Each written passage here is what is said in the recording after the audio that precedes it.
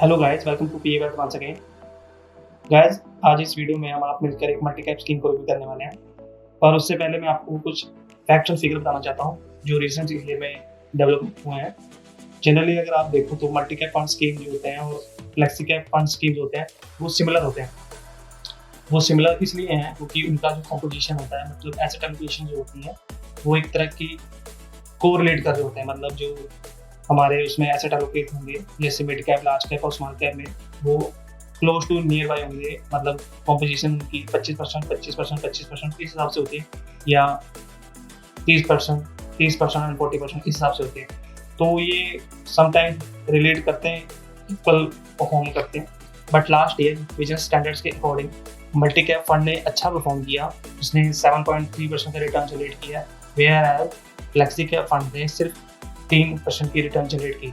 Even 2 साल में flexi cap fund ने सिर्फ इन्वेस्टर्स को 20% या 19% के आसपास रिटर्न जनरेट करती थी, और वहीं मल्टी कैप फंड ने 25-25.5% की रिटर्न जनरेट करती थी। तो आप यहाँ पे खुद ही कंपैरिजन कर सकते हो कि which fund is going to be better in upcoming years. तो जैसा कि मैंने बताया कि ये स्कीम्स जो है बेसिकली बहुत पॉपुलर है among the AMCs, among investors as well. तो नेक्स्ट, जैसे ये अच्छी खासी रिटर्न प्रोवाइड करता है क्योंकि ये कैटेगरी जो है काफ़ी डाइवर्सिफाइड और basically mid cap small caps में पैसे एलोकेट होते हैं, मतलब फंड्स एलोकेट होते हैं, तो रिटर्न्स काफ़ी अच्छी जनरेट हो जाती है।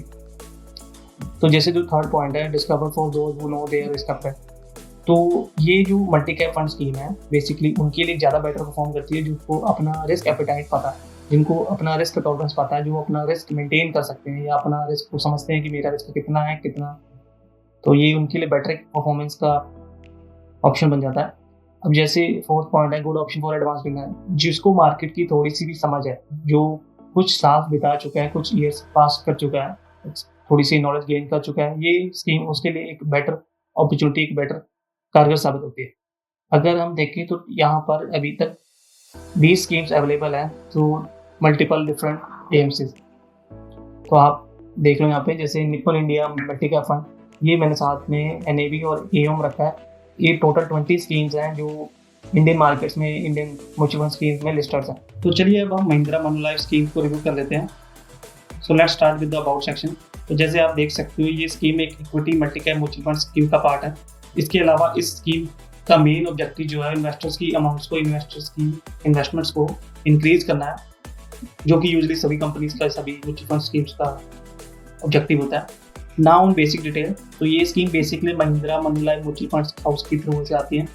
कैटेगरी जो है इसकी इक्विटी मल्टी कैप है, मतलब जितने भी पैसा जो इस फंड का पैसा है वो एलोकेट होगा इक्विटीज में, मतलब स्टॉक्स में, चाहे वो रिलायंस का हो, एचडीएफसी हो, भारत फोर्ज हो, फिरलॉस हो, टेक महिंद्रा जैसे स्टॉक्स में इन्वेस्टेड होंगे। आगे लॉन्च डेट स्टार्ट है। फंड जो है वो 20 अप्रैल 2017 को लॉन्च हुआ था और 11 मई 2017 को स्टार्ट हुआ था। आगे जो ईयू है वो 1515 करोड़ है, मतलब अभी तक का जो टोटल पैसा है इस फंड का वो 1515 करोड़ है। मतलब जितने भी इसमें इन्वेस्टर्स हैं, जितने भी पार्टिसिपेंट्स हैं, उनका जो टोटल फंड का अमाउंट भी बना है, मतलब जितनी भी इन्वेस्टमेंट हमने की है वो टोटल 1515 करोड़ 1515 करोड़ बनी है। अभी जो मार्केट में एनएवी जो चल रही है, मतलब इस म्यूचुअल फंड्स की जो प्राइसिंग चल रही है वो 20 रुपीज 66 पैसे चल रही है एज ऑफ 3 अप्रैल 2023। तो अब पोर्टफोलियो मिक्स, तो जैसे इस फंड की जो एलोकेशन हुई है वो स्मॉल कैप में 26% हुई है, मिड कैप में 26% हुई है, लार्ज कैप में 44% समथिंग हुई है, और कैश एंड डेट में 3%। तो 100% ये एलोकेट हुआ पड़ा। तो अगर आप देखो तो 97% मतलब इक्विटी स्कीम्स में है, बाकी जो 3% है वो टैक्स में है, मतलब कैश इन हैंड है, इनके पास कभी भी यूटिलाइज कर सकते हैं। तो अब हम टॉप 10 होल्डिंग्स देखते हैं। तो जैसे एचडीएफसी बैंक में इसका 8% की समथिंग एलोकेशन है, इन्फोसिस में 5%, रिलायंस में 4% समथिंग। तो ऐसे इस फंड की टॉप 10 होल्डिंग्स हैं। उसमें जैसे टेक महिंद्रा भी है, क्यूमिंस इंडिया भी है। तो आप यहाँ देख सकते हैं। Next, top 10 sector exposure. तो इससे हमको क्लैरिटी मिल जाती है कि इस फंड की जो एलोकेशन है किस सेक्टर्स में डाइवर्सिफाइड है।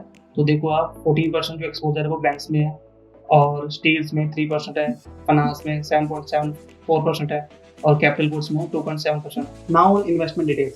तो जैसे आप 1000 rupees as a total amount इसमें इन्वेस्ट कर सकते हैं, और 500 से आप एसआईपी स्टार्ट कर सकते हैं, और एग्जिट रोड जो है वो 1% है। अगर आप एक साल से पहले इसमें निकलते हैं इस फंड से तो आपको उस 1% का एग्जिट रोड देना पड़ेगा और एक्सपेंस रेशियो अलग से देना पड़ेगा।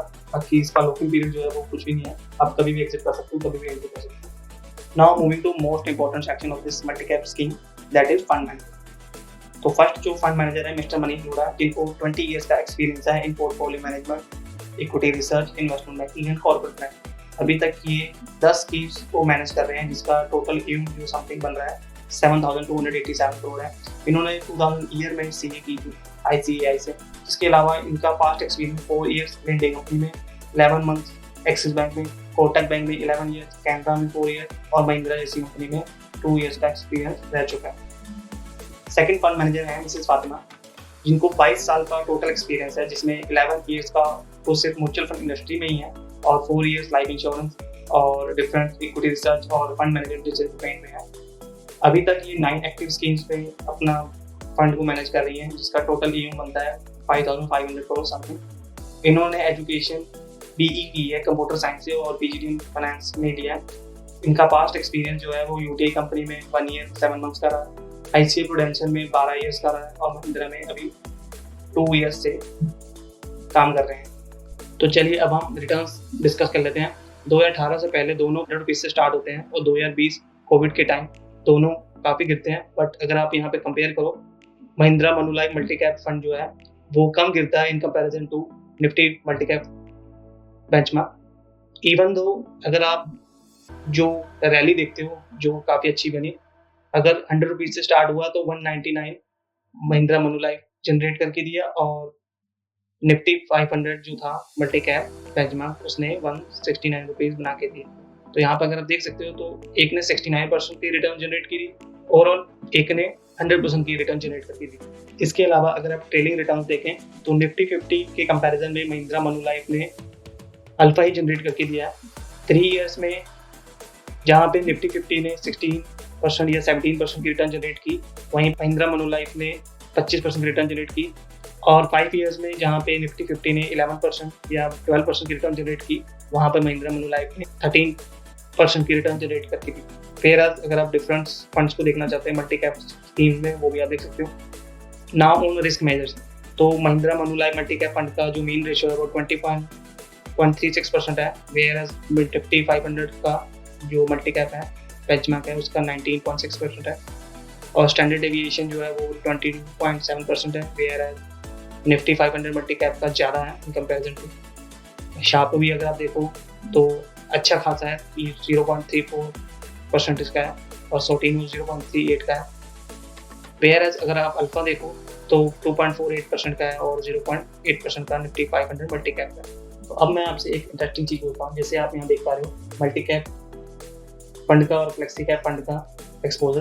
तो जैसे सेबी की गाइडेंस के हिसाब से 25%, 21% लार्ज मिड कैप और स्मॉल कैप में एलोकेट होने चाहिए और फ्लेक्सी कैप में 65% जो है वो इक्विटी स्कीम पे इन्वेस्टेड होने चाहिए।